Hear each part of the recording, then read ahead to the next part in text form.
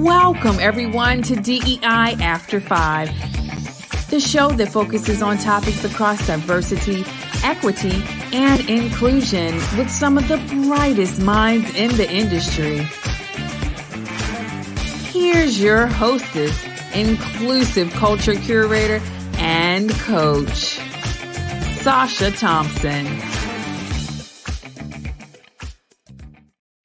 Hey everyone, and welcome to this week's episode of DEI After 5. So if you have been paying attention to what has been happening in higher education when it comes to diversity, equity, and inclusion, you've noticed that many states have started to dismantle or ban DEI offices on campus. But many states aren't doing that. And so what's happening right now is this really kind of mix up of, okay, well, what do we do? How do we continue this work? Do we dismantle this? Do we put this in other areas? We want to continue moving forward, but the state won't let us. And so I wanted to have a conversation with someone that was in higher education to really talk about, how do you be the architect of this work? How do you make sure that you have all of the structures in place so that if the office is no longer there, the work continues? And so my guest today is Leilani Lewis, who is a Senior Director of Diversity and Inclusion for a public university in the United States. And so Leilani, welcome to the show. Thank you, Sacha. What a pleasure to be here. So, first of all, tell us a little bit about the work that you do and, how you got into this work, and then we'll dive right into the rest of it. Yeah, I'm happy to. So my journey is one that it's kind of a roundabout journey to DEI and work specifically. So it wasn't like I was trained and I went to school and this was the natural path.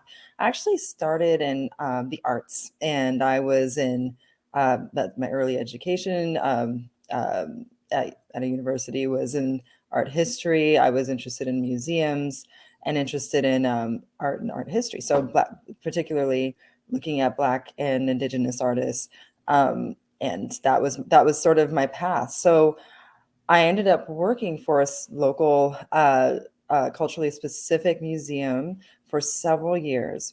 And in that time, I understood really the impact of folks understanding the art history and culture of our people. So that I guess was one of the sparks that was part of this journey for me, and also a lot of conversation during that time about what museums mean, what they owe people, the communities, what being a community museum is for.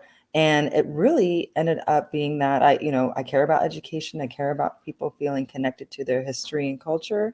I feel like people getting opportunity, and being a first generation education university student, I cared about the student experience and understanding the odds and the challenges of students, especially first generation students of color, Black women and men who are entering the university setting. So I sort of migrated, and I started to work for our diversity office. I moved from the museum world into the higher education world with the sort of the same values around around belonging, inclusion, but real equity, sort of really having the opportunity to make an impact and make a difference. So that was sort of how I got into diversity, equity, and inclusion. And at the time, I was part of it was during the first wave, maybe, of the Black Lives Matter movement. Around 2015. I stayed in that office for quite some time, and then I moved to our philanthropy space, and that is where I am now as the Senior Director of Diversity, Equity, and Inclusion. Wow. So it's a bit of a journey, but at the same time, it all sounds connected, and like it all, makes sense. And so when I started at the top, it really was, there has been a focus on education, particularly public institutions that focus on diversity, equity, and inclusion. And I think it was up until yesterday, maybe one of these days, because my days are starting to blend together a bit, where I read a letter from a university, basically to its students and staff and faculty, letting them know that the Office of Diversity, Equity, and Inclusion would no longer be operational at the start of the new year. And so it just made me really think about, this conversation, and the work still needs to be done. It's not that they're dismantling these offices because, oh, we've accomplished what we've set out to accomplish, right? A lot of this is happening because of fear, false fears.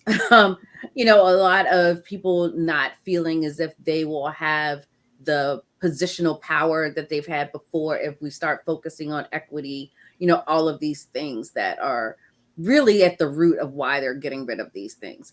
And so I just wanted to, hear from you around the work that you all are doing and how you are making it more than just what your office does. Right. Thank you for that. Yeah, I think I stumbled across that. One of our states in the union has completely, one of I believe it's a public university, has, and several have completely, essentially shut down these offices. I think that for the university that I am in, and so I can speak a little bit to that, but I can also speak to this sort of idea of retrenchment. What these offices have done, and I work for one of the largest offices of this kind. What these offices have done, not only for usually students of color, first gen students, students who are transitioning from community college to university, many of them, they provide the wraparound services, and they provide the guidance through advising. They help people navigate the challenges. They provide student groups and opportunities to engage, connect, and feel a sense of belonging, so that folks can graduate with a degree. And you have to understand the people don't people take it for granted, but the value of these degrees, the outcomes, all the statistics and studies tell you that you have a higher chance of earning, et cetera, X amount of money, or having a path that you have determined for your career by gaining a college degree, a university degree, and from any university, actually. So all of these studies about what the advantages of having a degree, but having this sort of retrenchment happen it will remain to be seen, but it can have a devastating impact on the amount of students who not only choose to go to university, but if they choose to go to university, what their experience will be when they get there. Will they have counselors and advisors who look like them, who understand the journey of getting a degree, who understand the difficulties folks face? Let's say if you're in particularly not in the humanities or in a STEM field, you're in a field that is overrepresented by folks who are legacy folks, or are white, or have a pretty homogenous identities, people who really understand them. So when you dismantle these offices, you do take something away. So if people even choose to go, and that's another thing, people might just not choose to go to these universities.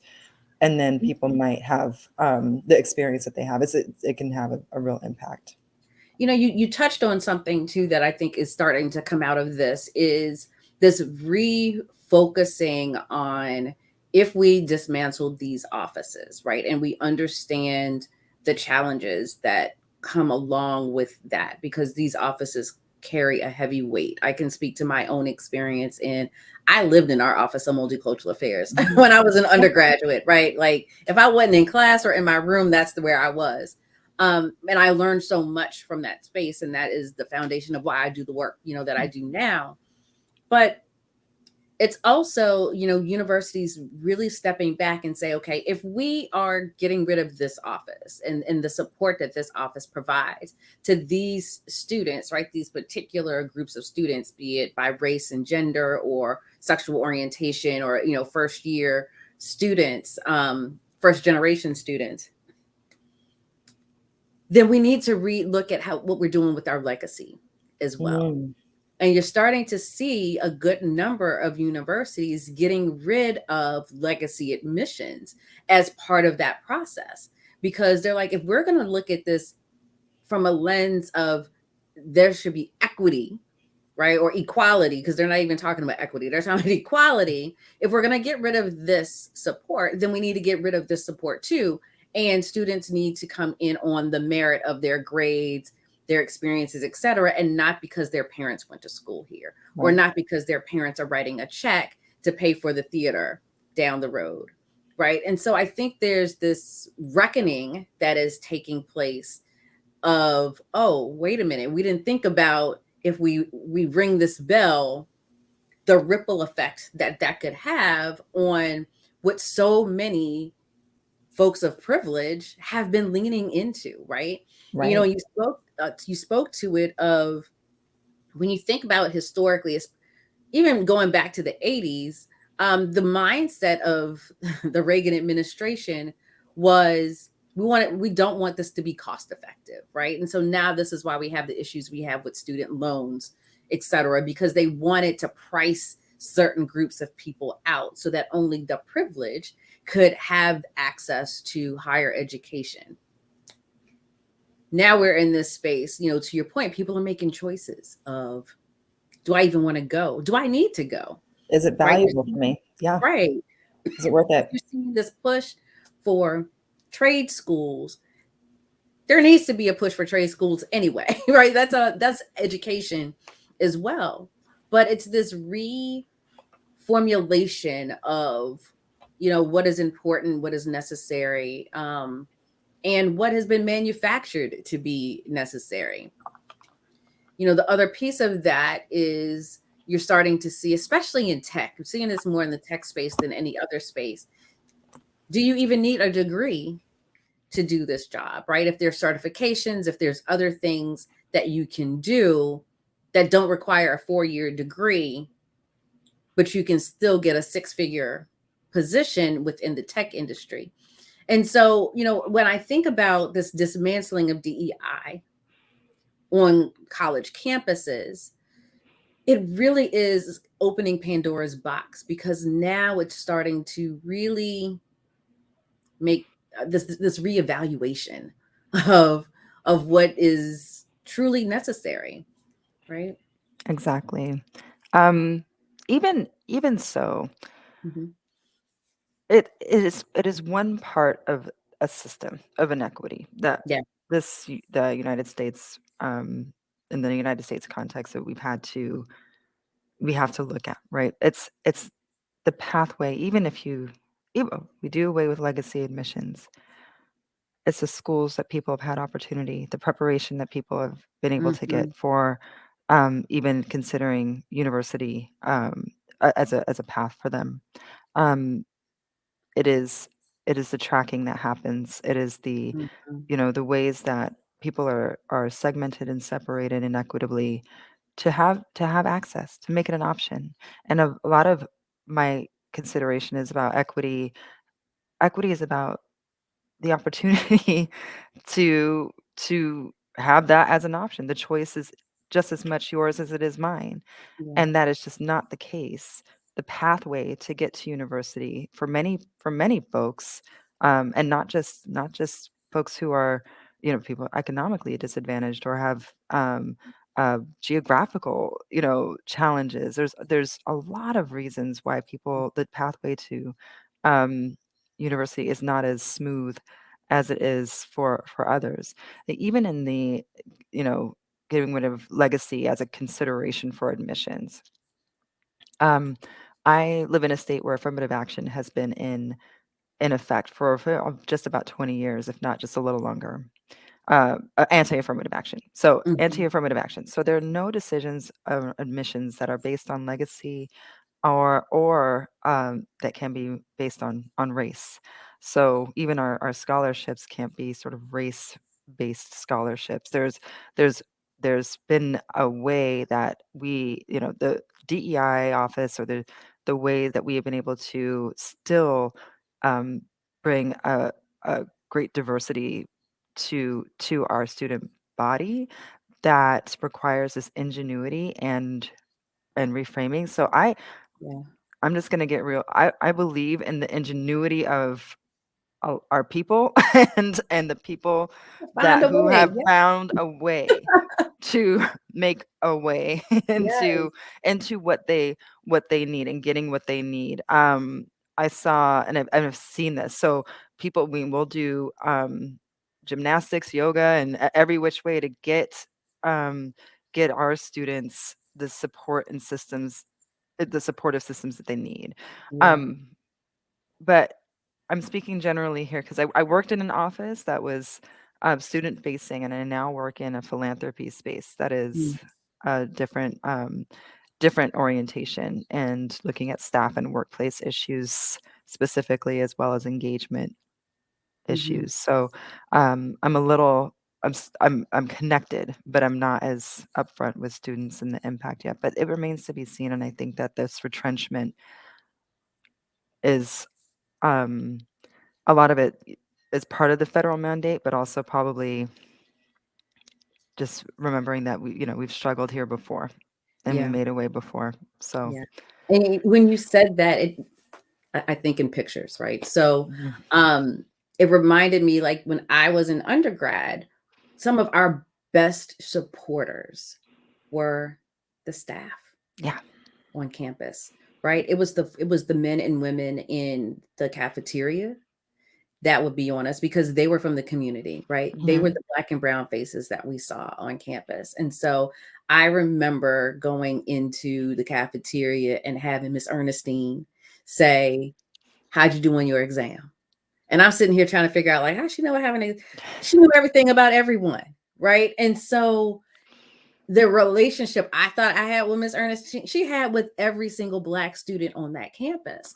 And it was that exact thing of like, we will find a way to get that support in ways that we don't necessarily see how it's coming about, right? So it may not be an office, but it's the community, it's the Mhm. people, we know we got to do these things in order to support. Even me going to college, um, it wasn't my guidance counselor because she told me I wasn't college material, Oh, right? yeah. But our Same. head, right? That was a whole other conversation. Um, but our head guidance counselor happened to go to my church. Mm. And I went from one office to Miss Taylor, this is what she told me. This is where I want to go. And she was like, I know somebody that's there. Let's make a connection, right? Mhm. And so it started that process. So as I'm thinking about like my experience and what I'm seeing now, there are a couple of things that are coming up. One, staff, unfortunately, and fortunately, will always be more black and brown, Mhm. right? The folks that are managing the cafeterias, the grounds, all of those, they are part of the community. Mhm. Um, Tied to that is this work of support that you spoke of, right, is going to continue to happen. There will constantly be first generation students. There will Mhm. constantly be international students. There will constantly be all of these things on college campuses that if there's not this one office, then it becomes the responsibility of all these other offices, right? Student affairs, um, academic affairs, the provost office, all of these other offices are now tied to making sure that this work, call it DEI, call it inclusion, whatever they want to call it, continues. Mhm. Because this is the shaping of this country, right? We are becoming much more internationally connected, much more brown, right? And so it's a bell that can't be unrung. So as I'm thinking about that and just you being on a college campus, what are some of the things that you're noticing other offices doing outside of the work that you're doing, right? What are some Mhm. other things that are taking place or taking shape that supports the work that you're doing in other DEI work?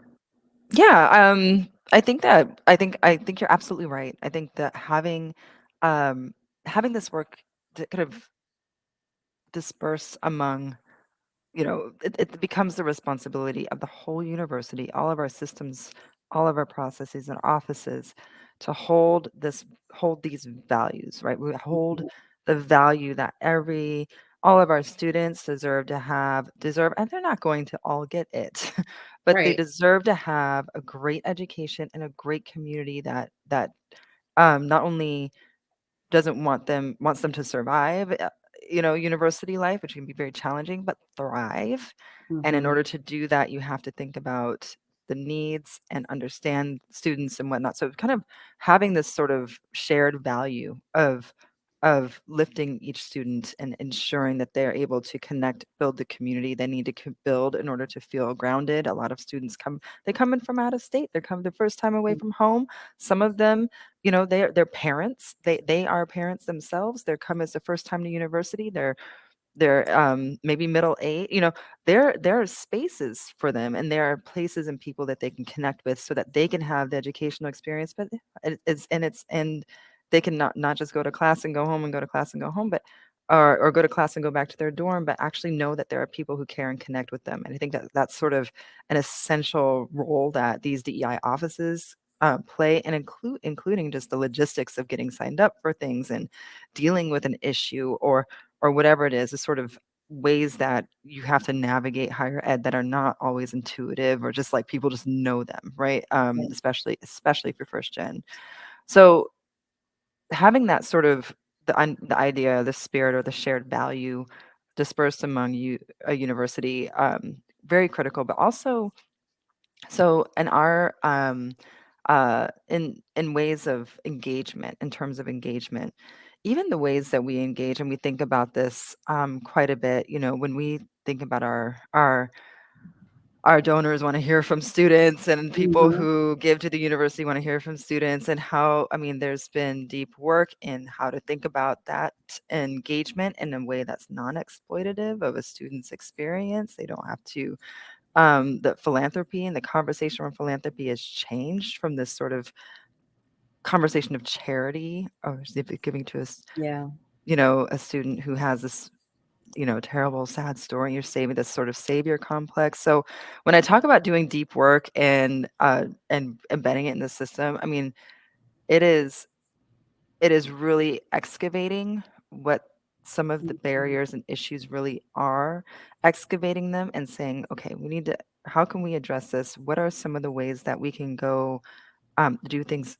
We have to do these approaches differently in order to mitigate the harm and ensure that we're not perpetuating systems of oppression that Yeah. are that Yeah. are rampant in especially my field um, and its origins. So these are things that these are things that I consider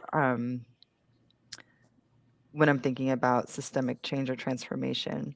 And it is not that we are precluded from doing so. We work in a university, we have to work for the state, and they have to be adhere to our state codes, laws, and our RCW. Like, I understand there's no reason though that we can't sort of build better practices. There's Yeah. nothing that precludes us from doing so.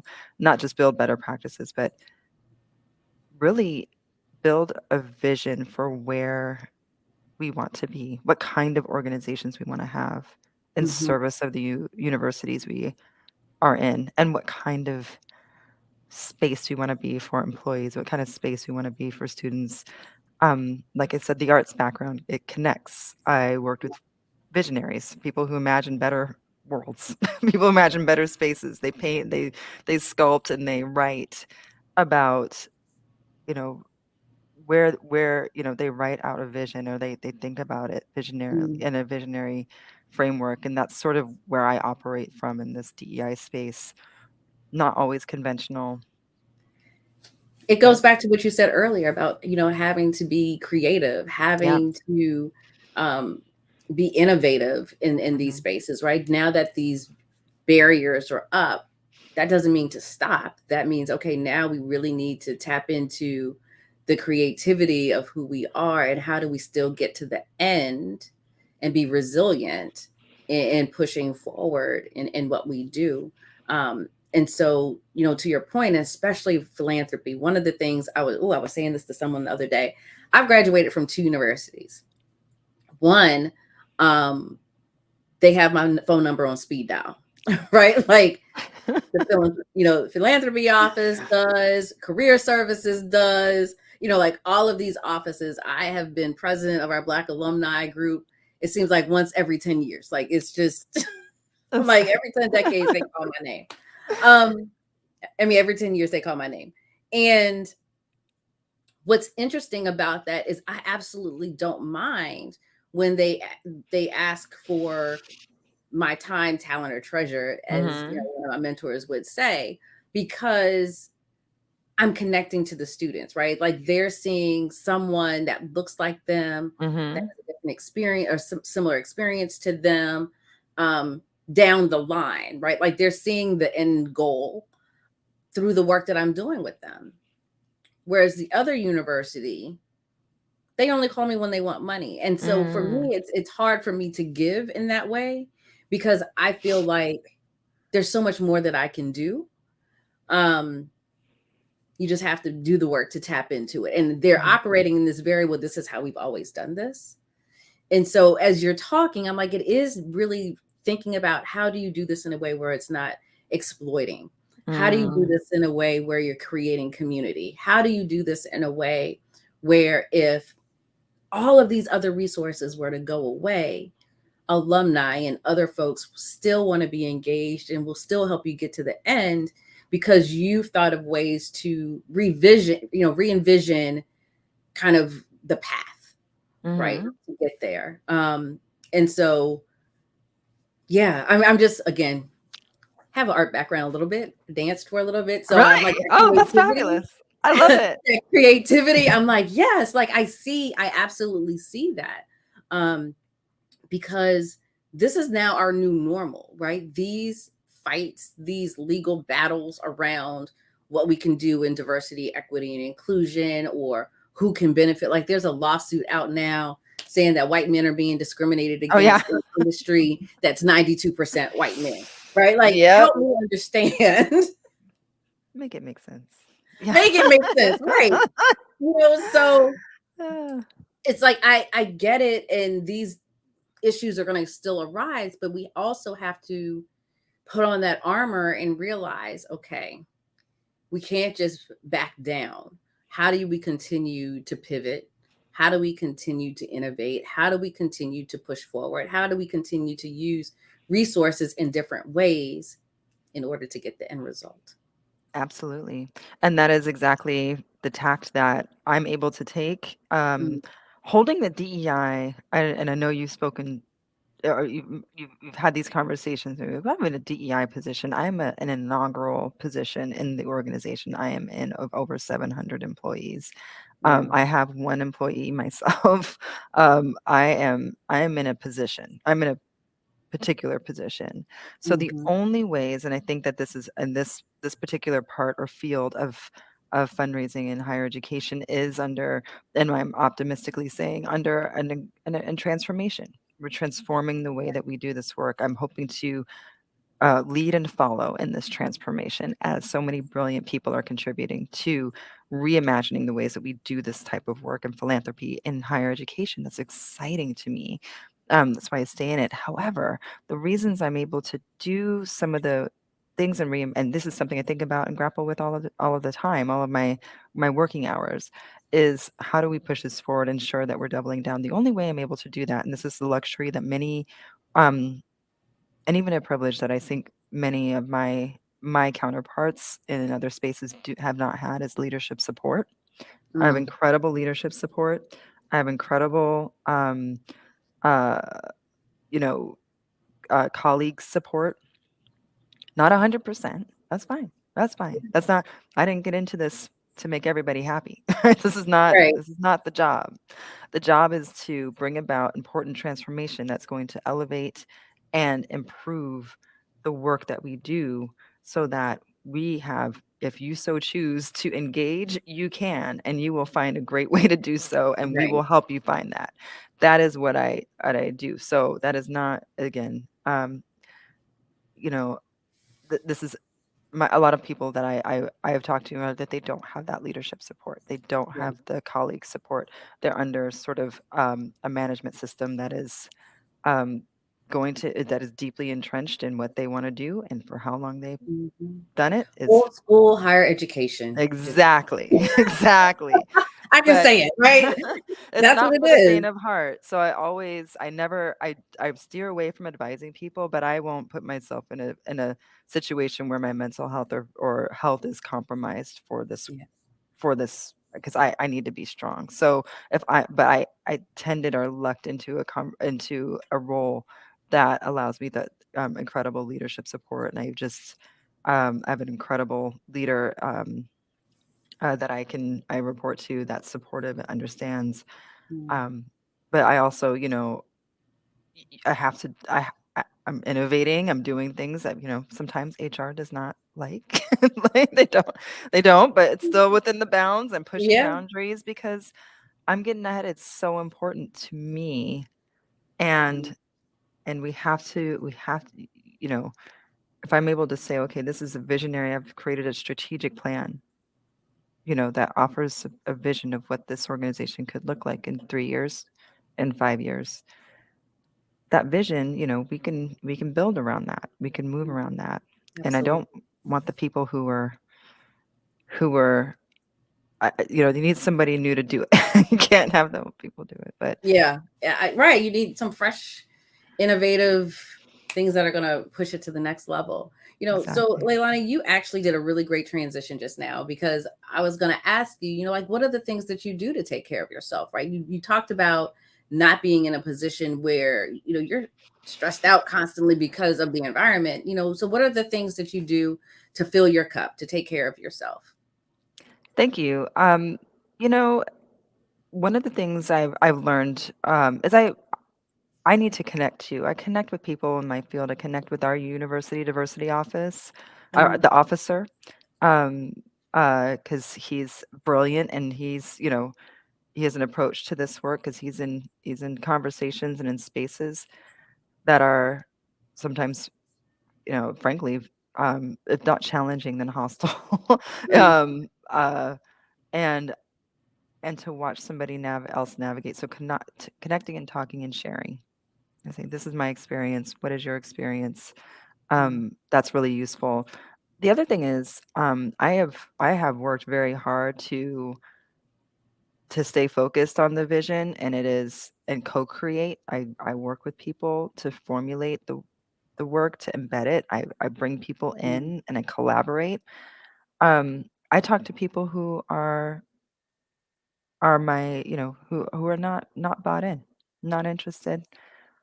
I talk to everybody. That's what helps me yeah.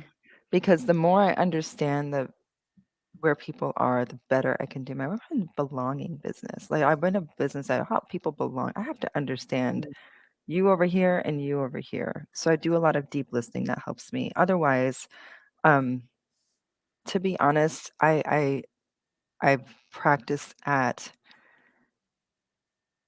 not making my own story mm, about the things that I hear and say. I'm like, oh, yeah, that's important. I'm you have to detach Yeah. and say it's not personal.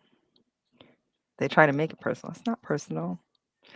Um, but we will find a way to still push forward. You have to detach a bit. Otherwise, baths. I connect with friends. I drink wine.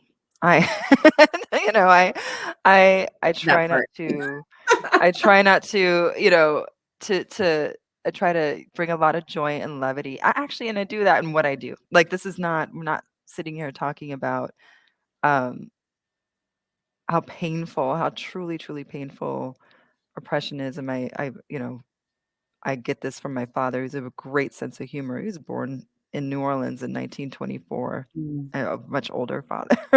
um, but man, he brought so much humor amidst extraordinary challenge mm, in life. So I really try to infuse with our councils and our committees. I say, we're not going to sit around here and mope around. mhm, No, that's mm, not a creative space. That's Mhm. not a space where we can connect and do the work. We're going to bring some joy. We're going to bring some laughter. We're going to have some fun in this movement, and we're part of a Yeah. movement to change things.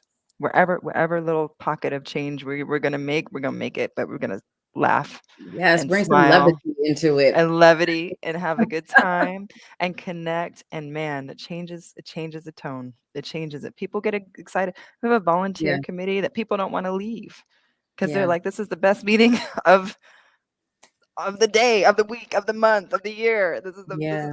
I need this group. I love it. I love it. I love it.